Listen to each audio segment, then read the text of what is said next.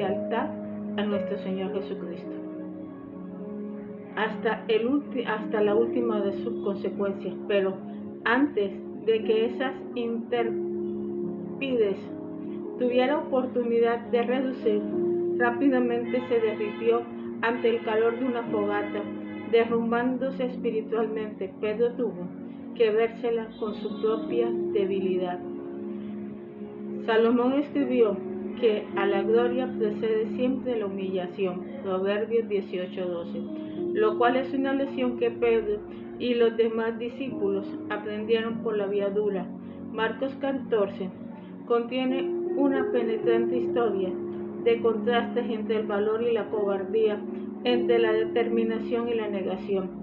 Al estudiarla, tendremos la oportunidad de evaluar nuestra propia lealtad a nuestro Señor y Salvador y preguntarnos nuevamente, como el himnólogo escribió, ¿debe llevar Jesús la cruz solo y todo el mundo quedarse libre? Una dolorosa predicción la de Pedro. A estas alturas de la historia, los discípulos ya se habían acostumbrado a que Jesús hiciera declaraciones extrañas que a veces los dejaban muy pensativos, a veces rayaban en lo chocante. Sin embargo, nada lo hubiera preparado para esta predicción alarmante. Mateo 14, 27, 28 dice, y Jesús le dijo, todos vosotros os apartarán porque escrito está, heriré al pastor y las ovejas se dispersarán. Pero después de que yo haya resucitado, iré delante de vosotros a Galilea. Jesús estaba predicando la diserción total de sus discípulos. Para él, terminó apartarse, usó una forma pasiva de verbo griego akadalizo, que quiere decir poner una trampa en el camino o hacer tropezar.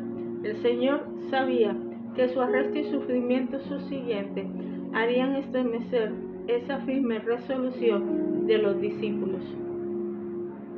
Pero, como un escritor dijo, Walter Wanzer dijo, esto no quiere decir que los discípulos perderían su fe en Jesús, sino que su valor le faltaría y que ellos le abandonarían. Sin embargo, la esperanza de que Jesús, después de su resurrección, volviera a reunir en Galilea a su rebaño esparcido, y aunque para los discípulos esto debe haber sido otra referencia enigmática, animó al impacto de las tétricas noticias de que su fe se había bajado el ataque y tropezaría. Lo que surgió fue una serie de predicciones y contrapredicciones entre Pedro y Jesús. Entonces Pedro le dijo, aunque todo se apure, yo sin embargo no lo haré. Y Jesús le dijo, en verdad te digo que tú hoy, esta misma noche, antes de que cante el gallo 2 veces, me negarás 3 veces. Marcos 14, 29, 30. Pedro no solo que esa noche caería, sino que esa misma noche negaría 3 veces a Jesús antes de cantar el gallo. La precisión de la predicción de Jesús se llevó a cabo. Son motivos muy fuertes, insistentes de parte de Pedro. Pedro con insistencia repetía, aunque tenga que morir contigo, no te negaré. Y todos decían también lo mismo. Marcos 14, 31. Los demás discípulos se unieron en coro para afirmar que serían leales a Jesús. Sin embargo, conforme la noche daba paso al amanecer, la valentía, la lealtad proclamada de los discípulos se evaporaría como el rocío se evapora en la madrugada. Se alejaron de nuestro Padre Celestial, como muchas veces tú y yo nos hemos alejado. No es motivo de crítica, no es motivo de reírse o burlarse de ellos. Es motivo para que nosotros miremos nuestro corazón y veamos si nos estamos alejando de Él en las horas más críticas del mundo. Las predilecciones de Jesús dieron en el blanco. Después de la traición de Judas, la fila de los discípulos se redujo rápidamente y finalmente no quedó ningún discípulo. Jesús, en efecto, llevaría la cruz solo. Marcos revela el cumplimiento de la predicción en una forma muy sencilla. Y abandonados huyeron todos. Versículo 50 del capítulo 14. Aunque los demás huyeron por completo de la escena, Marcos nos dice Pedro se quedó en la sombra y llevaron a Jesús al sumo sacerdote y se reunieron todos los principales sacerdotes, los ancianos y los escribas. Pedro le seguía de lejos hasta dentro del patio del sumo sacerdote. Estaba sentado con los alguaciles calentándose al fuego. Versículos 53-54. Pedro no solo estaba junto a Jesús, como tan audazmente había jurado estarlo. Sin embargo, desde donde estaba, sentado sin duda, podía ver a Jesús y oír lo que estaba sucediendo alrededor de su maestro. Es difícil imaginarse lo que pasaba por la mente de Pedro. No tenemos ni idea de lo que pasaba por la mente de Pedro al ver a Jesús soportando las mofas, las cachetadas y las persecuciones a que lo sometieron sus captores. Marcos provee algunos detalles de lo que sufrió Jesús y comenzaron algunos a escupirle, a cubrirle el rostro y a decirle y a darle de puñetazos y a decirle profetiza, y los alguaciles le recibieron a bofetadas. Versículo 65. A partir de aquí, la escena va de mal en peor. Estando Pedro abajo en el patio, llegó uno de los sirvientes del sumo sacerdote, y al ver a Pedro calentándose, lo miró y le dijo: ¿Tú también estabas con Jesús el Nazareno? Versículos 66 y 67. La respuesta de Pedro no tardó en dársela, y dijo, pero él negó diciendo, ni sé ni entiendo de qué hablas, y salió al portal y un gallo cantó. Versículo 68. La resolución que había tomado Pedro se desvaneció cuando la primera negación salió de sus labios. La mujer continuó aproximándosele. Cuando la sirvienta lo vio, de nuevo comenzó a decir a los que estaban allí, este es uno de ellos, pero él lo negó otra vez. Versículos 69-70. Esa fue la segunda negación de Pedro, pero el asunto no se había terminado. Y poco después, los que estaban allí volvieron a decirle a Pedro, seguro que tú eres uno de ellos, pues también eres Galileo.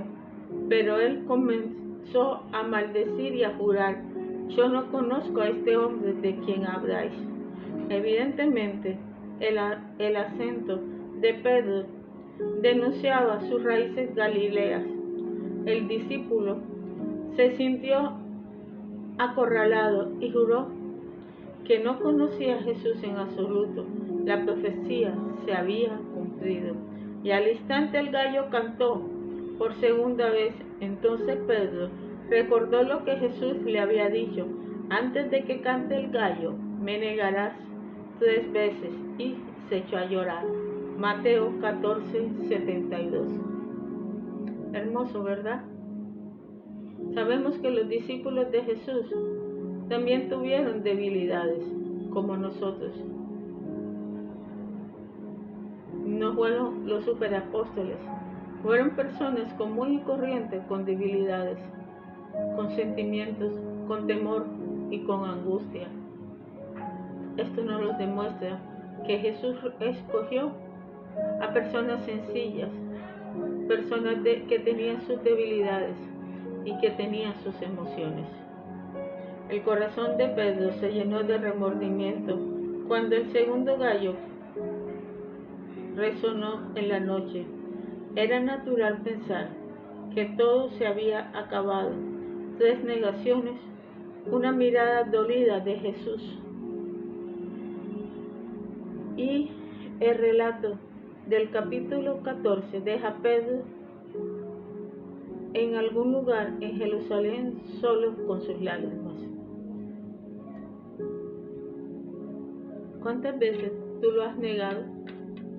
¿Cuántas veces has dicho no creo en Jesús o no soy cristiano o me aparté de la iglesia, ya no he vuelto a la iglesia? Es lo mismo que hizo Pedro.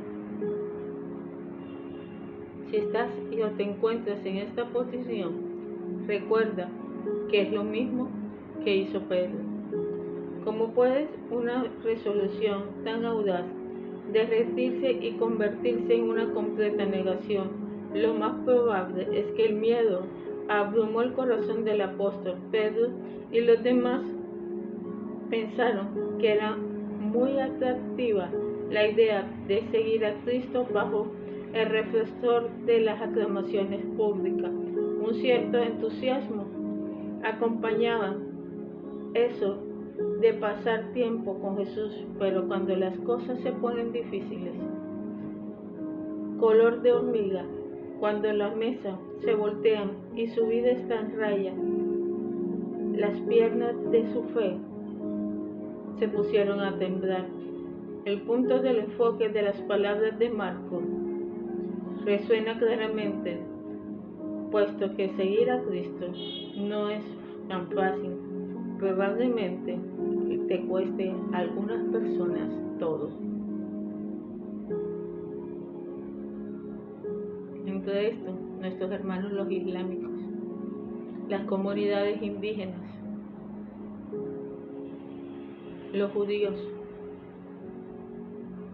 no valoramos lo que esas personas dejan por Jesús de Nazaret, y nosotros que la tenemos fácil, muchas veces le damos la espalda a nuestro Padre Celestial. Muchas veces nos volteamos y muchas veces no lo seguimos,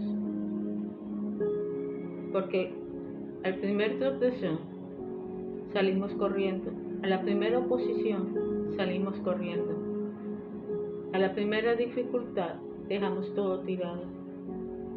Marcos 14, 27 al 31 dice claramente que lo que piensan que la vida cristiana es pan comido, será mejor que lo piensen primero de nuevo.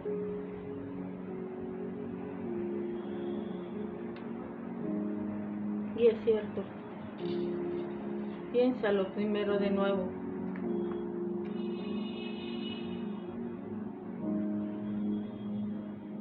Como ya te había dicho en el capítulo 14, en Marcos 14, 27, apartarse no quiso decir perder la fe, sino retroceder cuando las cosas están amenazando nuestra fe. Toma la cruz y síguela, dijo nuestro Señor Jesucristo. Significa entrega total en Él, en todo aspecto de nuestra vida y mundo. Esto incluye riesgos.